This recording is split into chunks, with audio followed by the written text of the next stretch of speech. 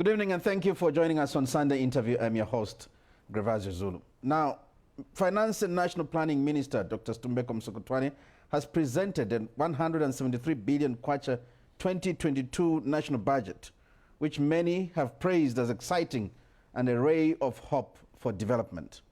The budget presented on Friday under the theme Growth, Jobs and Taking Development Closer to the People addresses, among many things, recruitment of public service workers, mining taxation, creating incentives for sectors such as tourism, and taking development to people through the Constituency Development Fund. It is a pro-poor and pro-growth budget, but where will the money come from? How easy will it be for government to execute this budget against the backdrop of high debt? To unpack the budget, I have with me in the studio on the program Finance and National Planning Minister Dr. Refinance Musokotwane. Sir, welcome to the program. Thank you very much. Thank you, Grevazi. I know it's been not an easy journey for you to prepare a budget in a very short period. In maybe less than 2 months since you were appointed, and you've had to come up with a document that many now are saying is quite exciting. So new government, new budget, new ideas. What challenges did you face coming up with this document? Obviously, there was the issue of the time. Because the numbers that you see in the budget, those numbers reflect some policy positions. Just to give you an example, when you give money to the local authorities through the CDF and enhance it, that's a policy step. And before that, you should have, and we did debate, what's the best way of doing this? So by the time you see the numbers, there's been some discussion behind the scenes that result in that number. And obviously the 2 months that was available to us to do the budget, it was very tight, but it also made us work harder. So the coming years, obviously we shall have a bit of the luxury of time to be able to ponder more on the policy issues. Now, take us through what was the driving factor and motivation for the government when coming up with these policy measures that you've come up with for the 2022 budget? What things drove you to make certain decisions in the budget? The driving force is basically the promises that we made to the people of Zambia. We made promises to have an economy that grows faster, because that's how jobs that the young people are looking for are going to be created. That is our wealth that we are looking for, which ends poverty. That's the way it is going to be created. So we promise people a stronger growth. Therefore, where does the growth come from? It must come from the sectors. What do you do in the various sectors like mining? What do you do in agriculture? What do you do in tourism? So that is one set of factors. The other one is, remember we talked about children and education. The president has over and over again said without education, he would be nowhere where he is today. I can say that also for myself, and I think many others. And we are here today because our hands were uplifted when we were young, as children. So we felt that given where we were, there were so many children out there, especially in the rural areas. Some of them you can see this child is very brilliant, but they were facing barriers. By the time they go to secondary school, the parents just give up. We can't manage these fees. So we needed to do something about that to honor the promise that we made. So in short, I could say that the driving force is really in the manifesto and the beliefs of what UPND said it was going to deliver to the Zambian people. Yeah, and I know we'll get onto education a little later with the numbers that you've pushed in there. But just to start with, on a general perspective, I noticed that you're less ambitious on the growth rate at 3.5%, which the discussions are on the table, and the discussions are there in the public, that this is not adequate to even deal with a bigger punch on poverty. Ideally, we should be growing at 7, 9, 10%. That is right. But remember, we are just this very discussion that we started with this evening, the issue of the fact that we did not have sufficient time, 2 months to do this budget, because to have that growth that you are talking about, it's not just a matter of wishing it. You must think through and determine the sort of interventions that you create that will lead to growth. Excuse me. We think we have started. Some of these measures in the mining sector, they will definitely have a positive effect, agriculture. But what you see increasingly as we go to year number 2, year number 3, then the growth is really going to go up rapidly. And I must emphasize this point over and over again, because sometimes society, sometimes people don't understand the relationship between growth and poverty reduction. I remember when our colleagues, the PF, came in, they were saying, this growth, the MMD was busy boasting about high growth rate. This is just academic. It's on paper. It's just on paper. Now, make that comparison. The growth of those days and how people felt, and the lack of growth that is taken over, and how people are feeling now. I think for me it's clear, when there's been no growth or negative growth, the ordinary person on the street feels that they are poorer than before. So I want to emphasize this point.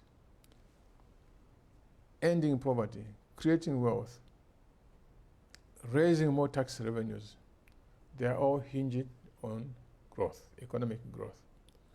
So you'll hear the next 5 years, this mandate that we have, we'll be talking a lot more about how to achieve growth, whether it is in mining, whether it's in agriculture, whether it's in tourism. That is going to be the centerpiece. Otherwise, we'll fail to find jobs for the young people, and that will be a disaster. We want to create jobs for the young people. So which year do we expect you to start talking about higher figures than 3.5, 4? When do we start talking 9? When do we start talking 8, 10, 11? I think by the time we are reaching to year number 3, number 4, number 5, we should be close to 7, 8% of growth. While we're still looking at the figures, let's look at your fiscal deficit. Your target is 6.7%. Yes. I know that your colleagues, 2021, had targeted 9.3, but actually ended at 23.5%. Very high. How do you intend to manage this? You don't have much of a luxury. Well, first of all, I want to be fair to my colleagues. The deficit was not 23%. I think it was 10 point something percent of GDP.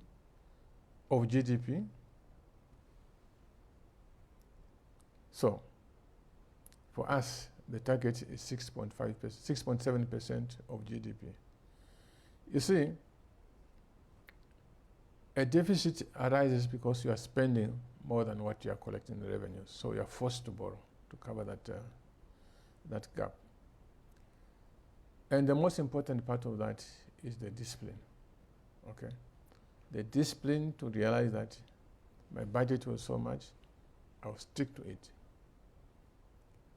And in the last 10 years, I hate to have to refer to what happened in the past, but that's the reality. The discipline was limited. This is why year in, year out, there was promise of consolidating the budget, but the very opposite happened. I can assure you that I will do my very best, and I have the support of the President and, of course, Cabinet.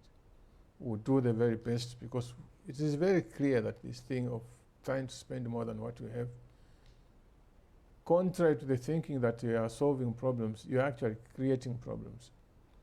So we will attain or be very close to the numbers that we have. While we're still on a general note, I know that you may want to be as disciplined as possible, stick to the budget. But then I should suppose you must be in the forefront now pushing for everyone to be vaccinated, because whatever you've put here can be washed away by fourth wave of COVID-19. Yeah, well, that is there, but I can assure you that the money that we've already budgeted for should be quite adequate for vaccinations. Yeah. So adequate to fight the disease burden. You need to encourage people to get vaccinated. Yeah, because remember also the amount of money that we've put in this budget for treatment and drugs is twice what it was last year. Okay, it is doubled from what it was last year, and that of course also includes the COVID vaccinations. So I'm very positive myself that we'll get to those levels. The issue about overspending, Grivazio, let me maybe come down to the details. The issue of overspending, I think there are three areas, or perhaps four. One of these is fertilizer. Okay? Year in, year out, there's a tendency to spend more on fertilizer. Like this past year, especially, there was a lot of politics in the fertilizer. A lot of money was spent in fertilizer, more than what we normally do to support the farmers. Was that more than what was budgeted for?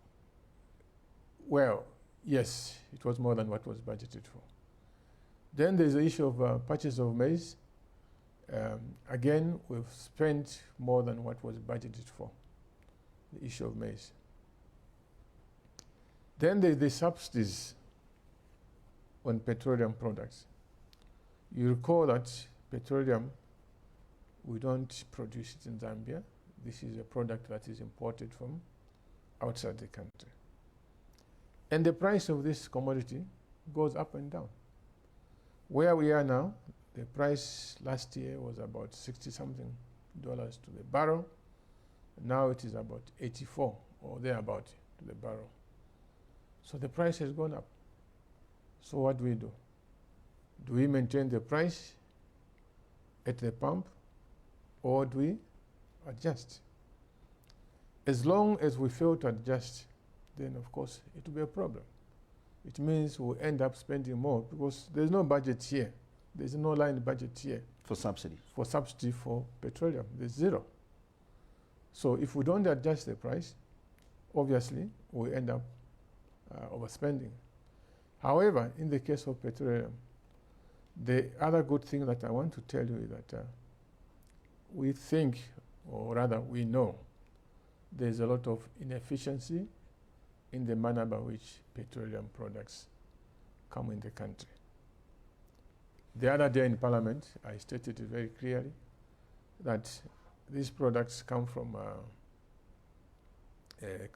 Dar es Salaam of the south. It goes all the way into Ndola, the storage tanks, or in the refinery. And after the refinery, now the product goes back to Kasama, to Mansa, to Nakonde. What do you expect? The price will be high. Similarly, and this I didn't mention in Parliament because I didn't have time, whether we like it or not, the fuel that always comes from Indeni is always going to be higher priced than the one that we import. Why is that so? It is so because the fuel from Indeni, technically speaking, is actually refined 2 times. This is so because when the so-called crude, which is not really crude but a mixture, when it is bought in order to bring it to Zambia, it's bought as finished products. It's bought as diesel, petrol, and other things put together as finished products, deliberately put together, then transported to Dar es Salaam, put into the pipeline to come to Ndola refinery to do what? Again, to separate it. So the process of separation is how many times? Twice. Those who import the finished stuff directly, they don't face that problem because the boat is a finished stuff, it comes as finished stuff, finished. Thirdly, even if at the current size of Indeni, even if it was not a mere separator, but a true refinery where you import the true crude, that fuel can never be as cheap as the one that we import directly finished. Why? Because Indeni is a very small plant. A very small plant compared to the huge plants that you found in Saudi Arabia and all these other places. And of course, you know that small quantities are normally more expensive than the huge quantities because of the economies of scale. In short, what I'm saying is that there will be pressure on fuel, but part of that pressure can be managed not necessarily by pushing higher prices to the consumer, but partly by us as a country agreeing that we should eliminate these wastages in the petroleum sector. Eliminate the wastage. We have to ask ourselves the question and decide, do we want to continue importing the commingled diesel stuff into Indeni and suffer the higher prices? Or should we actually be importing the finished stuff and avoid double processing and therefore remove the wastage, which will keep the pump prices moderately low? And on top of that, there is also a discussion that my colleague, the Minister for Energy, is going to be leading on the possibility of importing petroleum products through the pipeline. The pipeline is a cheaper solution compared to bringing the commodity via trucks. That is about 3 times. If you bring using trucks, it is 3 times more expensive than when you use the pipeline. There's something you're not saying about Indeni. Is that talk around privatization, around getting rid of it as a government? No. I'm just laying out the economics of this petroleum sector. What we do about Indeni, that is something that we have to again come and discuss. All I'm saying is that we have a choice as a country. We have a choice. The petroleum products on the international markets, they are going up.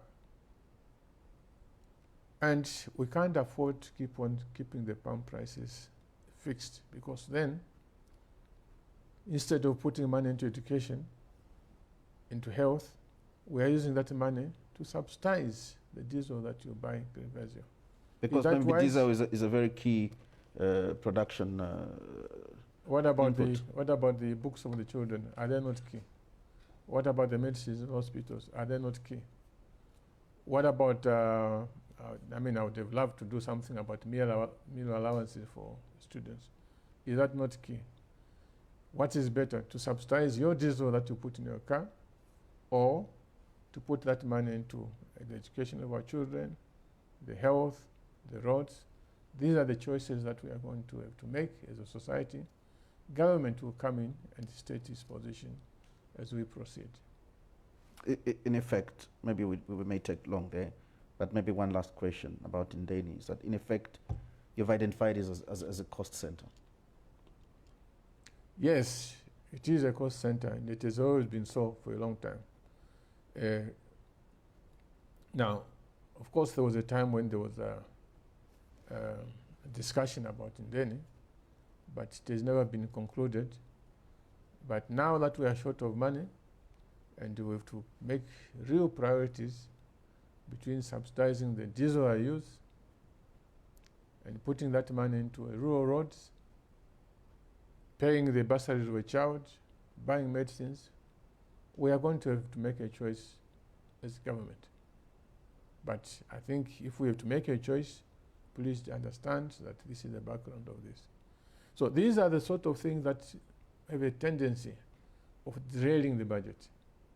The one that I'm talking about, the purchase of maize, fertilizer, and subsidies. subsidies. And this eventually blow off your budget. Yes. And you end up with a huge deficit. Exactly.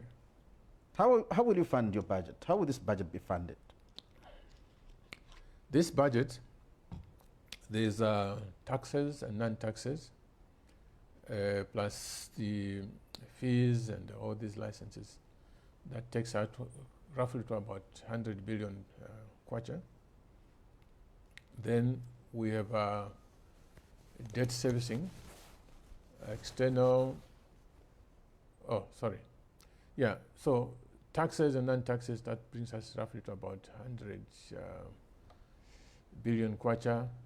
Then the 70-something, part of that is borrowed domestically within Zambia. Part of that is borrowed externally.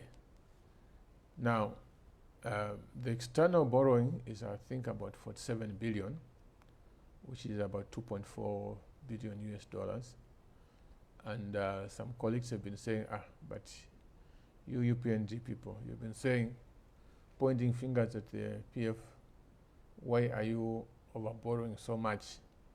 Because the total debt is 12.9. And yes, now you want to add 2.7 billion is 2.9. 2.9, that's almost 13 billion. Too big, too huge to borrow in a year. No. What we want to borrow is 2.4 billion US dollars from outside. But let me explain. I want to come to that point where people were saying, you were pointing fingers at PF, saying they are borrowing too quickly, but what about you? You are doing the same thing. So let me unpack that 2.4 billion so that you understand what we are talking about. That amount of money that we are talking about, 750 million US dollars out of that is actually money that we are going to borrow to pay off that first installment, that first Eurobond. Which is due next year. Which is due next year, okay? So this is 750, not for us to borrow and spend, but to borrow and pay off that. So we are actually refinancing, okay? You're following what I'm saying? It's not borrowing basically to build hospitals or what. This is purely to refinance existing debt on the first Eurobond. The alternative would have been to say, we don't refinance this, we don't borrow to pay that off, let's pay it off the budget. If we did that, then it would have been bye-bye to the issues of hiring more teachers, more CDF in the rural areas, more money for health. It would not have been possible. So it will leave the debt unchanged. Normally when you pay a debt, of course, the level of debt goes where? It goes down. But by borrowing to pay off this debt, the level of the debt would, in that context, everything remaining the same, will remain the same. Then there's another 700 million US dollars on top of what I've just indicated. This one, it appears as borrowing only because of the complicated accounting procedure that is involved in this matter, which I'm about to explain. This 700 million is money that really belongs to us. The money that I shared in Parliament has been given to us by the IMF. Free, okay? Never to be repaid. This is grant, if you like, this is like a grant. But in the accounting system that is involved by both the IMF and the Bank of Zambia, it is now categorized as financing, which means it's like we're borrowing, but in actual fact, we are not borrowing because this is our own money, okay? Then there's about 440 million US dollars. There's about 440 million US dollars.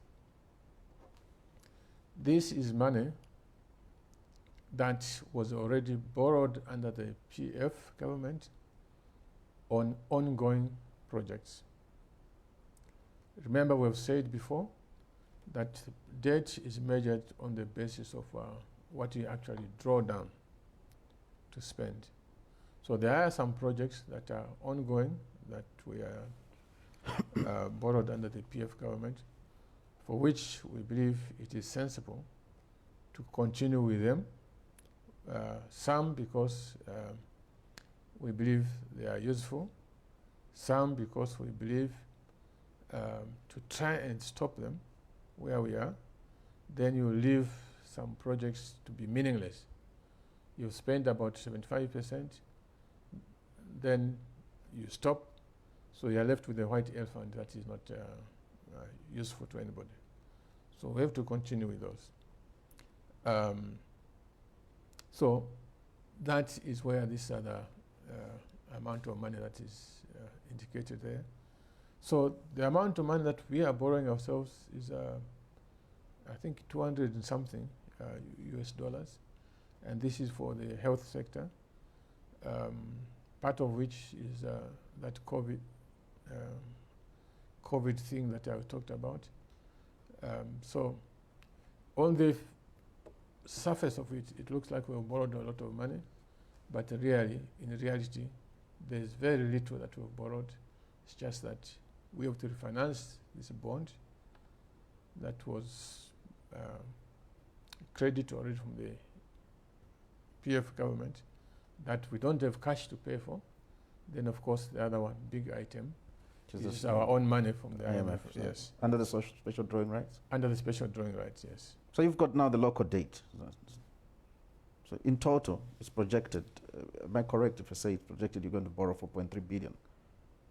Of course, you've explained the other part, which is foreign date. Yeah, the local date, I think, is 20-something billion.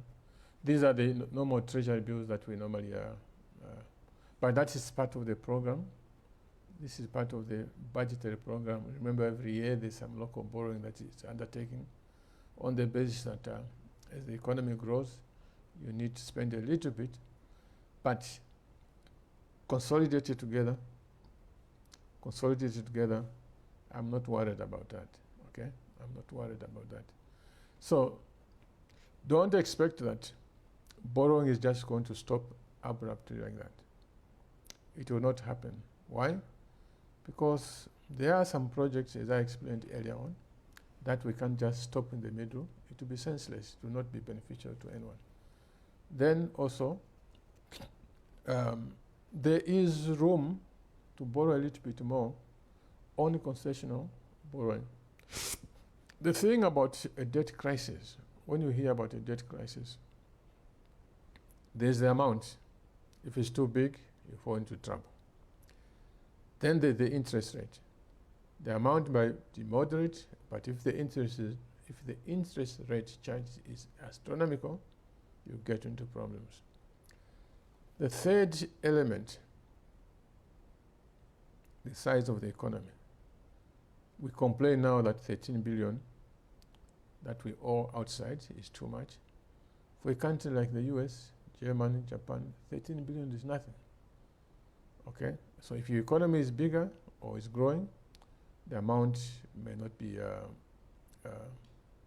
given amount may not be as frightening. Yeah. But the last item that I want to mention is the duration of the loan.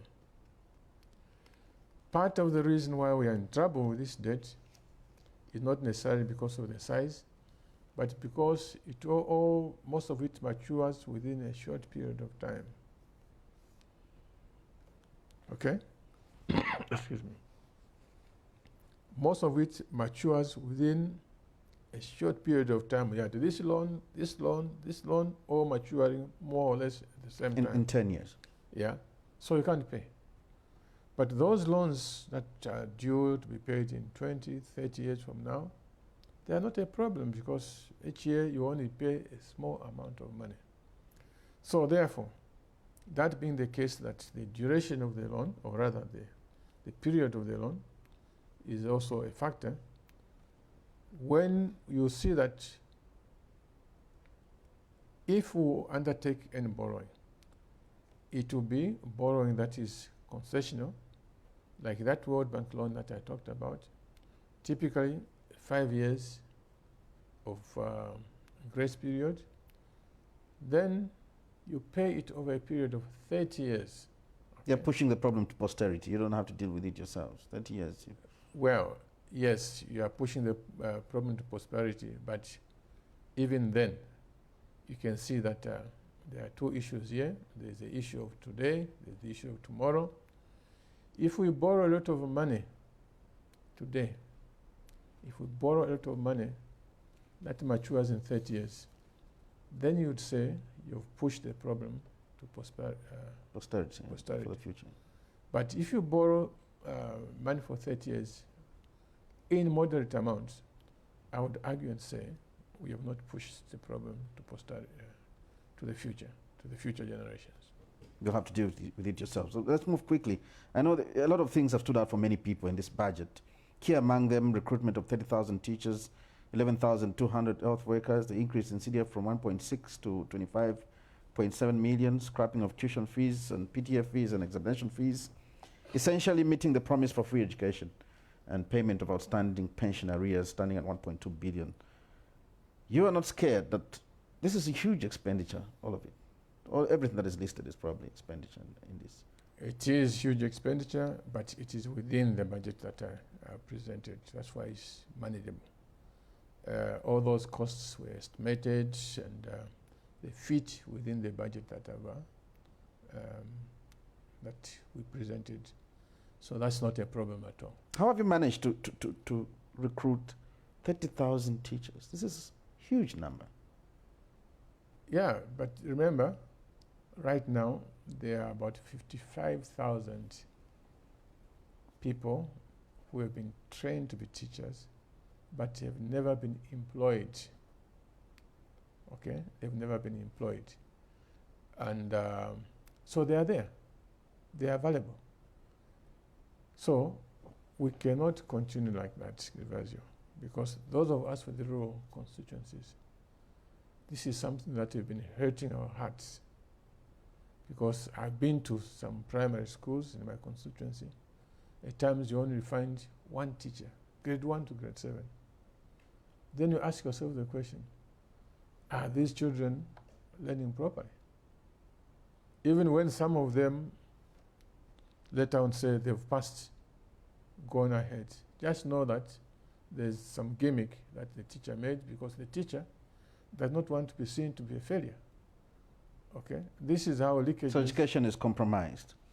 Totally compromised. But have you put in place measures? I know you're going to employ 30,000 of these teachers, but there's a real risk, which has happened several times, that you may end up with 20,000 of these teachers in urban cities, back in Lusaka, back in Kitwe, back in Ndola, and away from the same rural schools that you want to beef up. Using all sorts of excuses. We are going to take care of that in the first instance. The first priority in any given place will be given to train teachers within that locality. Because if they grew up in that locality, they were born there, they were educated there, their parents are there, they are less likely to, like say for example in Liwa, they are less likely to say, I want to transfer out of Liwa to go and become a teacher in Kabwe or Livingston, okay? Their attitude should be totally different because they've grown up in that place. In short, what I'm saying is that this recruitment will be undertaken largely in the affected areas. In the affected areas, yes. But the Minister of Education will come back and give details on this, including the fact that if you go to bomas like Sananga, places like maybe Choma, places like Serenje, within the boma there are a lot of teachers. Okay?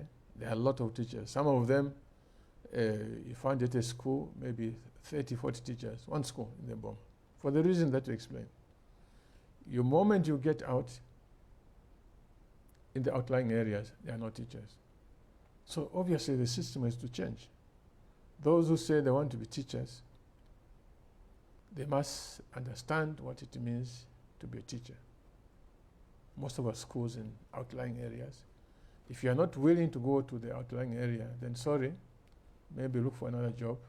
Because for us, the most paramount thing here is the interest of the children. Particularly those in the rural areas who are Yes. affected without Without by the lack of children, those why would teachers. we build schools? Without children, why would we hire teachers? So the paramount interest here is to serve the interest of the child. But here's a key question here. 44,000 new personnel on government payroll. And you remember, we discussed this when you first came on the program. The concern by so many people not too long ago that there's a challenge that government resource is spent largely on two things. At that point, it was debt servicing and emoluments for public service workers. We're already standing at over 50% in terms of payment of salaries and the total percentage of the budget. What does this do? What's the impact on your budget? Obviously, Nothing against the recruitment, Yeah, yeah. But then you've got that concern to deal with. yes, the payroll will definitely go up, but the payroll, you see, there are parameters or there are ways of measuring whether something is out of line or it is within line. And you hear, for example, you always hear us talk about the level of debt as a percentage of GDP. That percentage gives us a yardstick or benchmark that we can compare with what happens in other countries. So similarly, we can also make a comparison. What is the public payroll as a percentage of GDP? Right now, it is just under 8%, and with these recruitments, it will maybe just over 8%. That is acceptable. That's for GDP. Yeah, GDP. And for the budget? That is in line with international norms. So the problem here about this over expenditure is less about the payroll. It's more about the fact that the debt is blown out of control, because the debt as a percentage of GDP, the external debt, should be somewhere in the region of 30, 40%. But this thing is blown out of control. So the problem, don't point the finger to the payroll, point the finger at debt servicing. So your budget will not be derailed. The budget will be under pressure, but the solution is not about recruiting teachers and health workers. The solution is finding a solution to the debt problem. Dealing with the debt problem. Yes. CDF. There's a debate out there. You know, you've got kudos for the move to decentralize, and there's a debate whether you have increased the allocation or simply decentralize the funds from the district to the constituency. What have you done? Grevesio, we've done both. The CDF, as I said in Parliament, the original amounts were 1.6 million per constituency. Now it is 25.7. Now let me unpack that 25.7. That 25.7, the CDF that used to do the kind of CDF that we used to do before is about 15 million. So if you like, we've increased the original CDF from 1.6 to about 15 million per constituency. The amount of between 15 and 25, the extra other 10, that's the one that now does the other things, like youth empowerment, women empowerment, what's the other thing? Bursaries for school children. So the original CDF functionality has been enhanced, but we have added other amounts of money to take care of these other things. Now, let me explain a little bit on that. I heard some colleagues saying, you see, now that you've made CDF to be applicable to so many things, in actual fact, you have not increased the amount. Which is your question?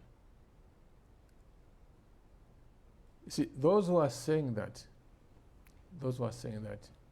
maybe are those colleagues who, when youth empowerment, when women empowerment was budgeted and managed at the ministries, the tendency was that those constituencies which belong to the ruling party, especially in the last 10 years, they monopolized the money that was made for youth empowerment, for women empowerment, even for bursaries. So now we've said we want to eliminate this danger of ministries choosing and picking which constituency they are going to fund youth, women, bursaries. We might as well share the money right from the very start, so that everyone, whether you are in PF, whether you are MMD, whether you are UPND, from the very start, everyone gets something of the youth empowerment. Go to some of these rural constituencies like Kalabo. You ask people, you people in the last 10 years, how much money came under youth empowerment? Very little. Some districts, zero. But the money was there in the ministries affected. So we've simply withdrawn that money from those ministries and distributed to the constituency, so that every constituency has a share of something. Of the national cake. So yes. You may need to explain exactly what is involved. There's youth empowerment, women empowerment, bursaries. What else is involved in the CDF? Well, we have now opened up, because when we look at the CDF, let's ask the question. You MPs, when you received the CDF, what were you doing with the money? Number one, we're building classrooms. Because like in Liwa constituency, and I think this is the case with many other constituencies, the central government, through the Ministry of Education in Kalabo, in the last 10 years, if they've done any infrastructure, maybe they've done maybe 3 or 4 classroom blocks. Last 10 years. But the CDF, which was so small, 1.6 million, in the last 10 years, we've probably done something like 18 classroom blocks. Then teachers' houses, we have done more. Classrooms sometimes get blown up because of weather. Wind comes, it blows with the roofs. Previously, we used to go to the DMMU to say, my classroom has been blown up. Now, imagine the whole of Zambia, from Kaputa to Mlovezi to Sinda out there to Liwa.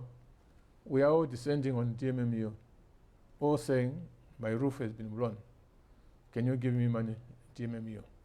Do you honestly believe that, even from an organizational point of view, is that an efficient way of dealing with the problem? The answer is no. So now what we've done is that we're taking also money from, some of the money from disaster, put it in CDF, so that as we budget as MPs, I can budget for classrooms, I can budget for teachers' houses, clinics, houses for those clinical staff, feeder roads, small bridges. As I budget those things, I must also budget for the possibility that roofs for some schools will be blown up. If it happens, I don't run to the Vice President, because I have money in the CDF. Under the CDF. Yeah, it's much easier to manage. I'm sure you agree with me, than writing endless letters to Lusaka, say, oh, this window has been shattered. You people in Lusaka, can you give me money to buy a replacement? That is messy. So there's a concern about capacity here, and you're talking about budgeting, drawing up all those lists. Do you think these constituencies are able to do that?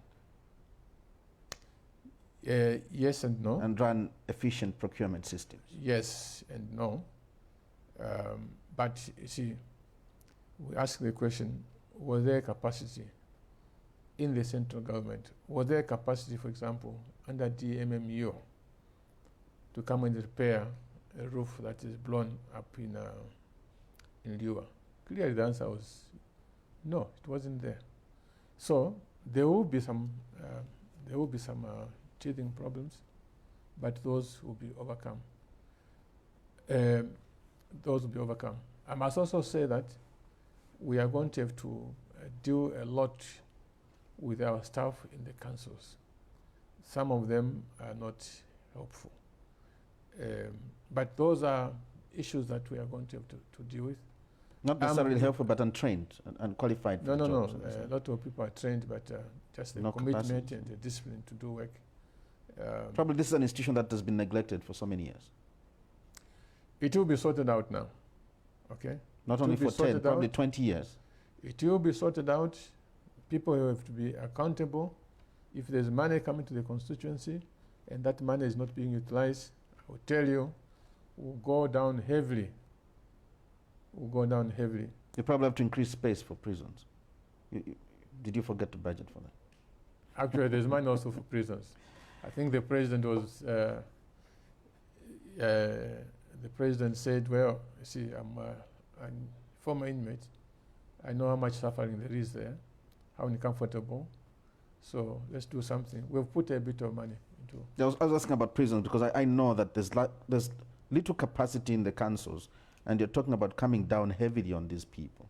Meaning you will have to do a lot of prosecution. No, Professor. Sometimes here in Zambia, when people fail to do their work deliberately, They blame we want to capacity. confuse that with capacity. What's the capacity that is involved in saying, okay, there's a school that is going to be built there. Let's quickly organize a tender. Let's quickly select a builder. We've selected a builder. Now, every so often, let's go and see what this builder. What capacity are you talking about? These are sort of jobs that earlier on, after independence, the people who were doing those jobs were standard 6, Form 2s, Form 5s. Today we have graduates in these things. Why are they failing to do the work? So it is the attitudes and discipline. This is why. And those days there were no computers. There were no telephone calls. So let's make a distinction between indiscipline And capacity. and capacity. Where there's genuine need for capacity, we do with that. But where there's no discipline and dedication to work, we shall also deal with that. Let's quickly look at the issue of agriculture. I know you did speak about FISIP and trying to realign it. This is something that has been a big problem for successive governments, never getting it right. I think it was under the MMD. It came through PF, and it's probably under UPND now. How do you deal with FISIP and trying to manage the subsidies that's going there? Well, indeed, this is a problem, at least from a financial point of view. This is why when we're discussing those issues that tend to push the budget, of course, I didn't mention the issue of FISIP. My colleague in the Ministry of Agriculture is taking a look at this and see what kind of changes we can make to make it more cost effective and also more effective in terms of delivering what is So I can't talk much about it because he's still doing the consultations. I talk about other things and other sectors because I've heard my colleagues, the ministers, outline the future, like in the issue of energy that I've talked about. I've heard the minister talk about these things. So for agriculture, let's give the minister the chance to come up with the ideas. But it is a source of concern. It's a drain. Yeah. Well, I mean, Not we necessarily, know but that we need to support our small-scale farmers. There's no doubt about that. That's why in this budget there's 5 billion or something like that to support the small-scale farmers. But as we do so, we must do it in a manner that will lead to results and within affordable means. That's what we're saying. Let's talk about one of the biggest challenges facing the country, youth unemployment and unemployment generally. And this can only be dealt with not necessarily by government, but by the private sector creating jobs, supported by good government policies. And I've seen that in the budget, you've only allocated about 350 million to empowerment funds for SMEs. Is this adequate? The amount that we're talking about, the SMEs, is only one aspect. What is empowerment? Empowerment is something that you provide to human beings to sustain themselves. It comes in different forms. Some of it comes in form of jobs. Don't forget, jobs are also empowerment. And on the side of government, we have already discussed here that there are more than 40,000 employees that are going to come. And those are not just employees for the sake of employing anything, but these are people who are employed to do something useful to society, something that we need. But you are right. It can't just be government. The CDF that I talked about, that is a huge potential for job creation everywhere in the country. We have said that the position of government is that with so much money going to the constituencies to build schools, teachers' houses, boreholes, sorting out bridges, this money is going to be spent within the constituencies. And we want local people within the constituencies, if possible, even within the wards, to be the ones who will be hired to build teachers' houses, classrooms, make desks. On desks, for example, Grevesia, most of these schools, I don't know here in urban areas, but out there in the rural areas, the norm is for the children to sit on the floor. Now through CDF, the community can decide and say, oh, last year we did a classroom, but this year maybe we pause the money that we get, we build, we procure desks. We don't want imported desks at all, finished. Anyone who is going to import desks, those who meet the harshest treatment, because this must be done locally. And when I say locally, take the case of Kalao, or whether you're talking about Livingstone, Sesheke. There is so much timber there.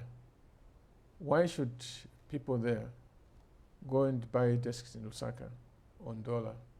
They must do it themselves. A desk is a very small thing, okay? So we want local people in Kalavo, local people in Serenje, local people in Petauke. Use the timber that is there. If it's not there, go to the nearest town, buy timber. They make timbers, they make desks. If possible, my wish is that these desks should not even be made in the town of Petauke. They must be made at a school which looks for desks. Using their production unit. Let's move on. No.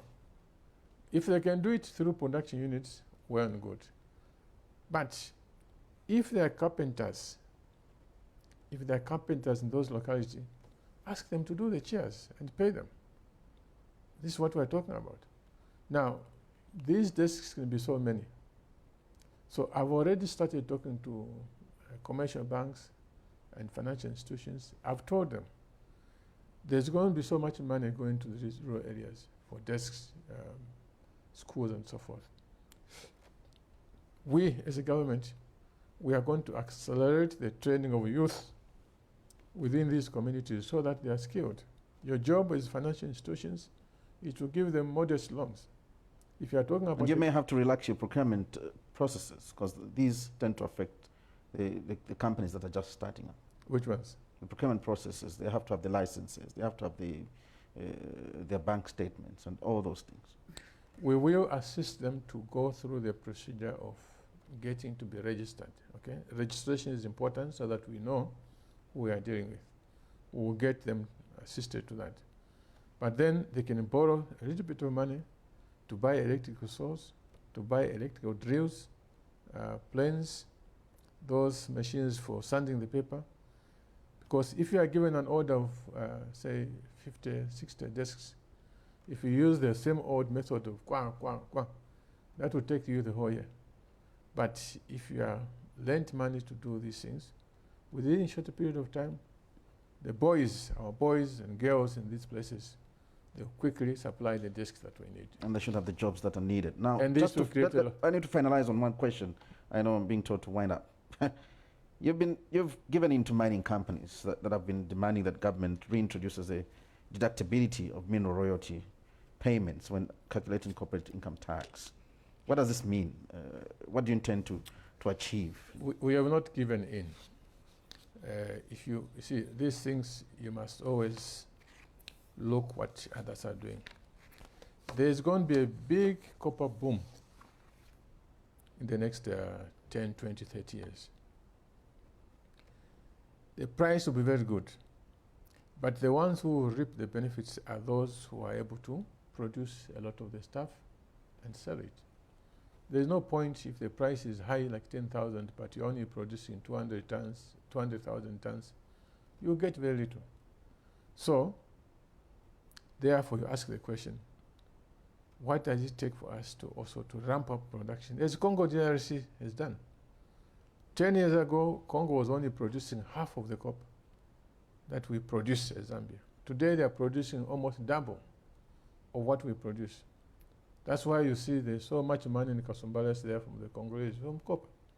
So therefore, you must ask yourself the question, what does it take to raise this production? The measure that we have taken was a misplacement in the first place, because there are very few mining countries, if any, that have that kind of tax. And it was a problem here in terms of encouraging the kind of money we want to come in to open new mines, to expand the existing ones. So we've just normalized the situation. And with this, as I was saying, our target, what we are striving very hard for, is that we get to 3 million tons of copper in the next 10 years. It's ambitious, but it's better to be ambitious than to lay low.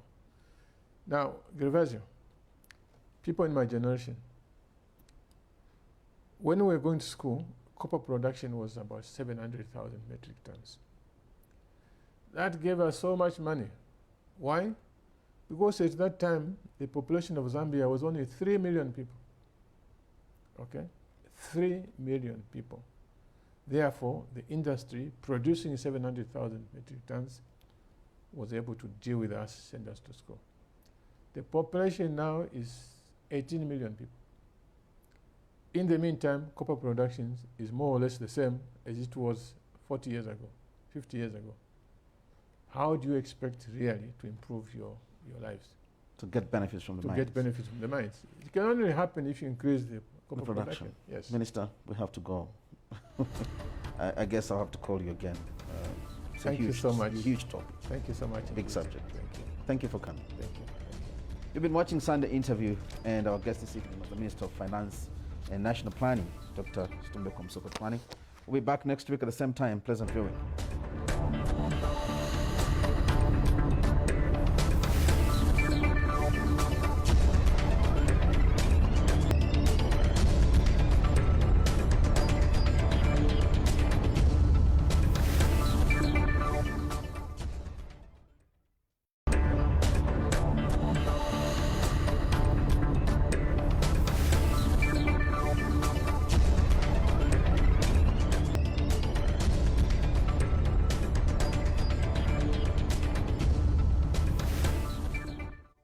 One Zambia, one nation.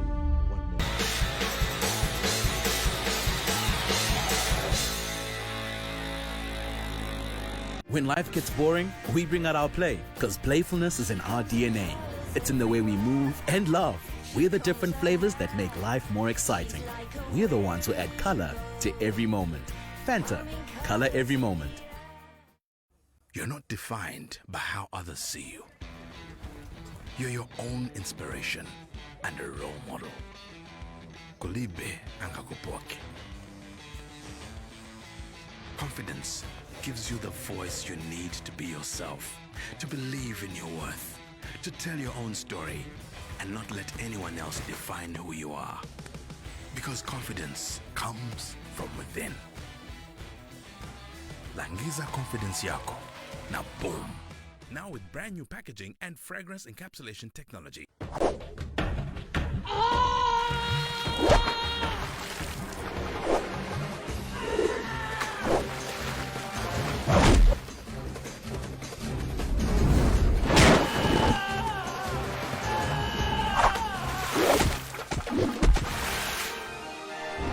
Introducing Boom Household Bleach for those stubborn stains that stay forever. Boom Household Bleach protects your home from stains and germs. Trade Kings, improving lives.